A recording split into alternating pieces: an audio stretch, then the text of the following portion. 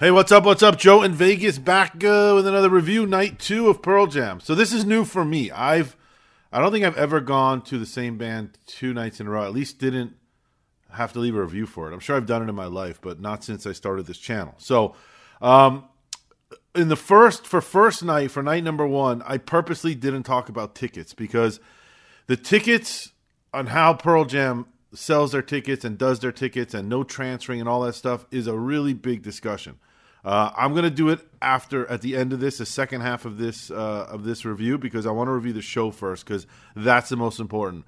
But the ticket stuff is very frustrating to a lot of people, and I think a lot of people get screwed. And I think Eddie and the band think that they're helping people, and I don't know I think they're a little out of touch with this stuff. But let's come back to tickets, because it's an important conversation. Let's start with the show. So night 2, they played Thursday night, which I absolutely loved. I highly recommend you listen to my review. I remember stressing after I did the first review, like, what the hell am I going to talk about on the second review? And it's kind of what I thought. It's really an extension. It feels like a family. It feels like a community. It feels like, we had a little intermission for a day. We all came back. Felt like it was the same people. We all came back for night 2. We all came back to hear a new set list. We knew Eddie was going to do it, and the band was going to do a new set list. And we just piled in. I'm not going to go into the history of Pearl Jam. I did all that. The brief history of Pearl Jam and my experience with Pearl Jam. That's all in the review for the first night. So I definitely invite you to go check that out. So let's just get right into the set list. Eddie was talking about feeling a lot more comfortable, I think, the second night. He wasn't feeling well, and he got some shots, and it kind of fucked with his vocal cords, but he said he was kind of feeling a little electric from it, and I think it showed. I don't know. I think the energy in the second night was actually better than the first. Not by much, but there was something a little special. His family was there. His wife and his daughter were right there in the pit, which was really cool. He pointed them out a couple times. It just felt, I don't know, it felt like a second date. That's the best way to describe it. I didn't talk about it in the first review. Eddie handed $500 to someone in the front row.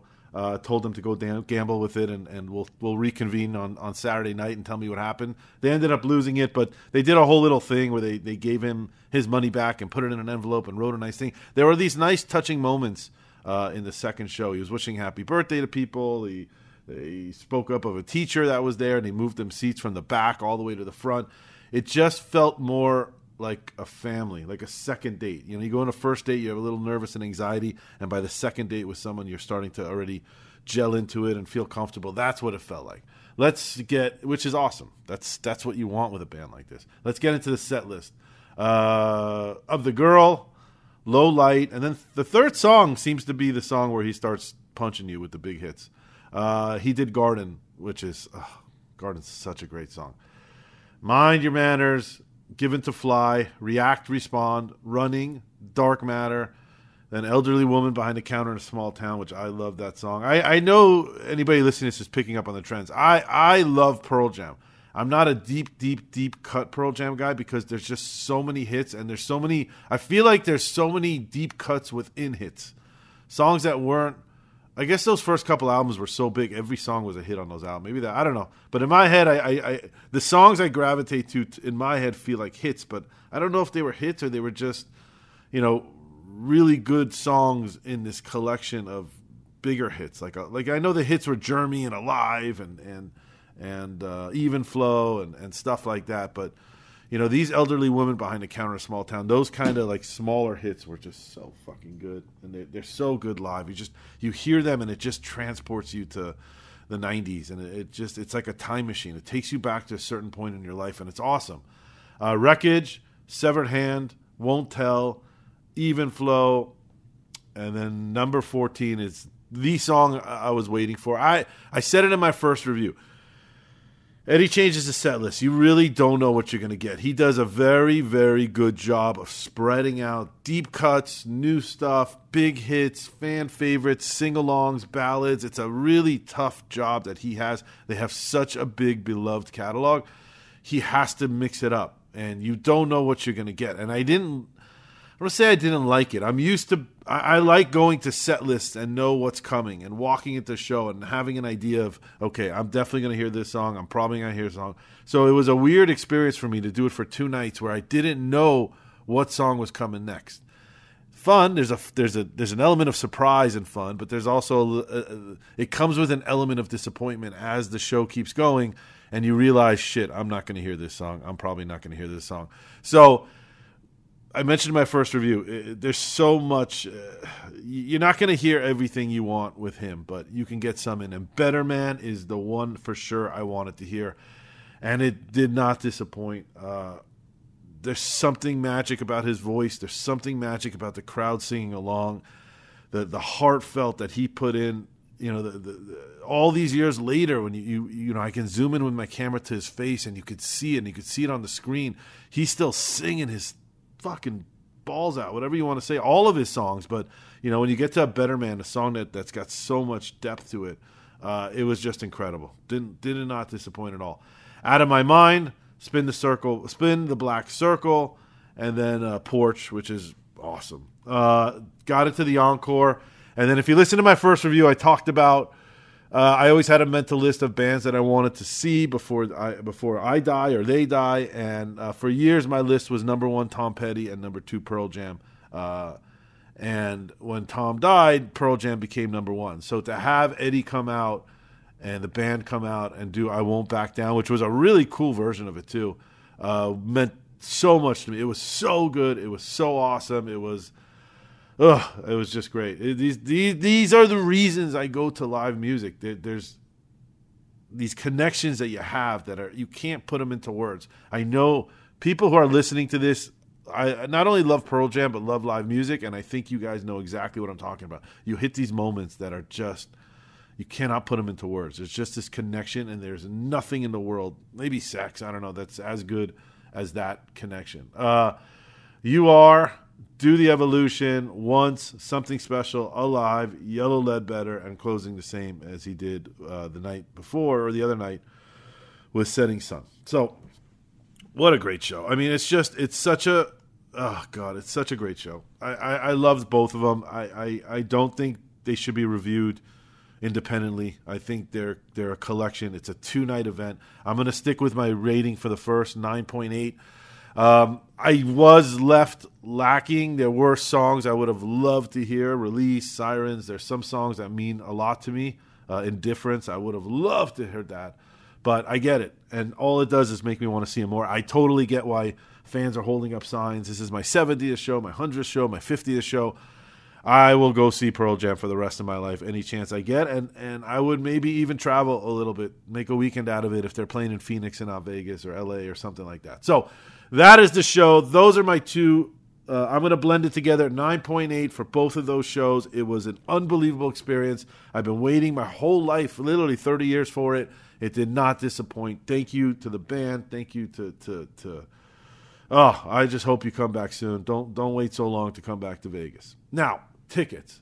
If you follow my channel, you'll find an older video from a couple years ago. I actually did my own video. It was the only rant video I ever did about Eddie Vedder and Pearl Jam and Ticketmaster. And I believe in my heart that Eddie comes from a good place. I really think he's helping fans, but I do think he's a little out of touch on what's going on. You know, Pearl Jam, and this was the last time it was for, I'll give you a quick, it was Eddie Vedder and the Earthlings, whatever it was. I had tickets for the show. Something came up again. I couldn't go, and I went to go sell them. And because of the fan-to-fan resale and all the rules, I can only sell them on Ticketmaster, and I couldn't sell them for less than what I paid for. I understand the notion of not selling them for more to try and make money, but you should be allowed to sell them for less than what you paid for.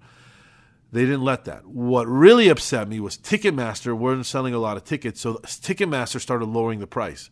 So just I don't remember the numbers, but let's say I bought a ticket for $100 and I went to resell it just to get rid of it, make my money back. I had to sell it for $100. But Ticketmaster had a bunch of empty seats and they lowered the ticket price to $65. So there was no way I was selling the $100 tickets. It was a real scam that they were pulling. I couldn't sell them to StubHub. I couldn't even transfer them to a friend if I wanted to give them away for free. I had a problem with it. You go listen to my rant video.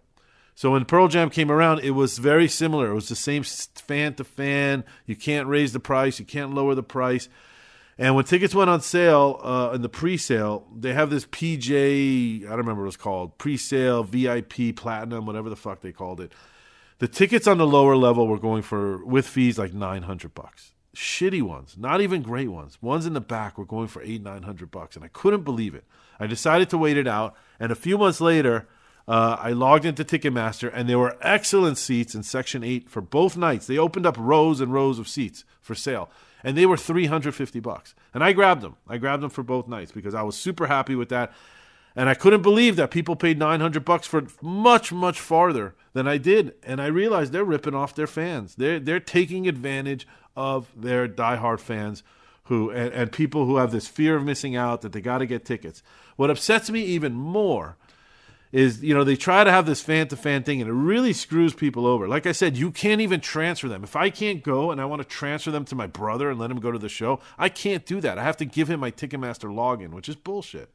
But what really upsets me is if you go to StubHub, there's thousands and thousands of tickets. People have figured out a way, whether they're brokers, I don't know what they're doing, but they have figured out a way to sell tickets on a third party. So ticket prices were a lot cheaper on StubHub. They were really cheap the day of the show because people couldn't, I don't know how they were doing it. So whatever Eddie Vedder and Pearl Jam think they're doing with this fan-to-fan resale and Ticketmaster and protecting people from is bullshit. You're just making it more difficult, and a lot of people are going to get stuck with tickets that they don't know how to transfer, they don't know how to sell on Ticketmaster, and nobody's buying them on Ticketmaster at your resale price because you charge them $900 in the Pearl Jam pre-sale, blah, blah, blah, fan verified, whatever the fuck you want to call it. You totally ripped them off, and they're so far from what tickets are going. Tickets were going for $150, $200, $300. I overpaid. I was happy. I kept them. But I could have waited on StubHub and got them cheaper. I didn't know you could sell them on StubHub. I didn't know you could buy them. So I don't know if anybody of any substance will ever hear this, but they need to drop this fan-to-fan ticket resale thing. It doesn't do anything. The market, the capital market will always be the capital market. It fucks over your most loyal fans who are the first people in line to buy tickets, who will go to shows. They are paying top dollar, and it should be the opposite. Those are the people that should be paying the cheapest tickets. They're your most loyal and your most supportive. The casual fan who jumps on StubHub 3 hours before the show and finds a floor seat for $100, it's not fair. It's not right, and this is my 2 cents. I love Pearl Jam. I love all the guys. Stone, Mike, Jeff, Eddie, Matt, all you guys. You're just off when it comes to tickets. I know what you're trying to do, and your relationship with Ticketmaster goes way back, where you fought them and you lost, if my memory serves me correct. Just let the markets do what they do. Put your tickets on sale at an affordable price. If you want to do something for your fans, then have a special pre-sale code for your Club 10 members, whatever your club is called, and let them get it for a little cheaper maybe. But the way it's set up now, you're ripping off your people. Anyway, that's my rant on tickets. If you made it this far, I appreciate it. Thanks for listening. It's been a hell of a couple days. It's been a hell of a couple shows. I need to get some sleep. I need to sober up. I need to relax. I need to get back to life. There's some stuff coming next weekend. I don't know. I think it's Ringo. I think I'm going to see Ringo. I don't know if that's next weekend or the weekend after. What else do I got? I think I might be going to Punk Rock Bowling. I don't know. We'll see. Thanks for listening. Always, I appreciate it. Subscribe, leave some comments, and I will see you at the next show.